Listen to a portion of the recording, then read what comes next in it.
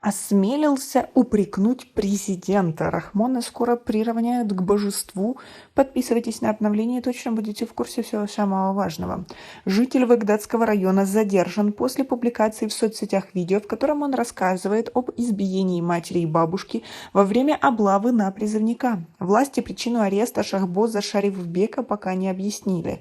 По словам родственников, Шахбоза отправляли в следственный изолятор на 10 дней. Инцидент произошел 14 октября в кишлаке Адили сельского джамаата Семиганж. В тот день представители местных властей насильно увезли в военкомат Садик-Джона Шарифбека, брата Шахбоза. По словам родственникам, Садик-Джон ранее повестку в военкомат не получал. Судя по всему, родственники призывника всячески препятствовали его доставке в военкомат. В выложенном в социальном сети ролике Шахбоз Шарифбек рассказывает, что представители местных властей не только насильно забрали брата в армию, но и избили маму и бабушку. Критикуя действия представителей властей Вагдата, автор видео упрекнул президента Таджикистана Эмомали Рахмона в том, что не замечает совершенное в стране правонарушения.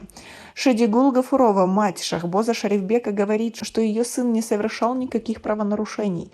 Когда меня начали избивать, у Шахбоза сдали нервы, и он начал снимать происходящее на видео. Мой сын невиновен, я боюсь, что его посадят, заявила она в беседе 18 октября. Сафаргул Гафурова, бабушка задержанного, рассказывает, что она попросила приехавших к ним домой не забирать внука в армию. Я сказала им, почему тащите моего внука, почему бьете его? Они начали таскать и меня по двору, говорит пожилая женщина. Мать Шахбоза рассказала, что участковый милиционер сильно ударил ее по руке.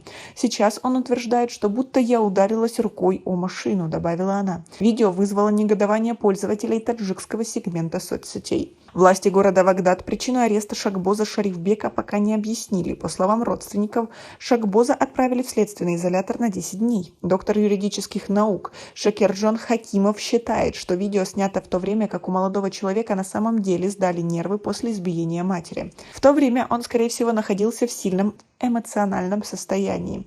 Думаю, что в ситуацию срочно должно вмешиваться политическое руководство страны и принимать меры в отношении представителя сельского джамаата, сотрудников милиции и других участников инцидента, говорит собеседник. В Таджикистане уже несколько лет во время весеннего и осеннего призыва в армию в соцсетях появляются сообщения о рейдах на молодых людей. Такие облавы, как их называют местные жители, уже стали приметой призывных кампаний. Между тем, закон нарушают не только те, кто уклоняются от службы, но и те, кто принуждают их служить.